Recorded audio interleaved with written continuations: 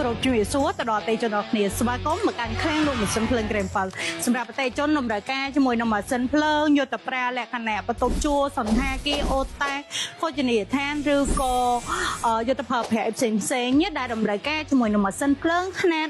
150កវ៉ាបងលក្ខណៈប្រភេទម៉ាស៊ីនថ្មីបងនៅខាងក្រោយខ្ញុំនេះតំបានចូលទេប្រភេទម៉ាស៊ីនថ្មីកម្លាំង150កវ៉ា brand CSP 100IS ដែលជាប្រភេទក្បែរម៉ាស៊ីន Isuzu បងចា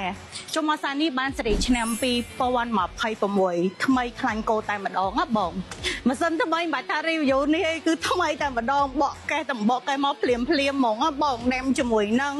ក្បែរម៉ាស៊ីន Isuzu ជាប់នឹងម៉ាស៊ីនតែម្ដងបងក្បែរផុសហេបងហើយលក្ខណៈពិសេសនៃម៉ាស៊ីននេះក៏មានជាមួយនឹងប្រព័ន្ធ ADAS Auto ជាមួយនឹងភ្លើងរត់ដែរហើយក៏ភ្ជាប់ជាមួយនឹងប្រព័ន្ធបញ្ជា Brand Smart Chain មកដែរបងដែលយើងងាយស្រួលនឹងការឆែកទឹកឆែកប្រេងមើលអំពែអីផ្សេងៗនៅក្នុងនឹងបានហើយសម្រាប់ការធានាវិញគឺធានារហូតដល់5ឆ្នាំមកទៅលើសេវាកម្មជួសជុលនិង1ឆ្នាំទៅលើគ្រឿងបន្លាស់ហើយសម្រាប់អតិថិជនទិញទៅឥឡូវនេះគឺមាន promotion ពិសេសគឺមានការ free ជាមួយនឹងសេវាកម្មនឹងជូន25ខែក្រុងដែលគិតថ្លៃ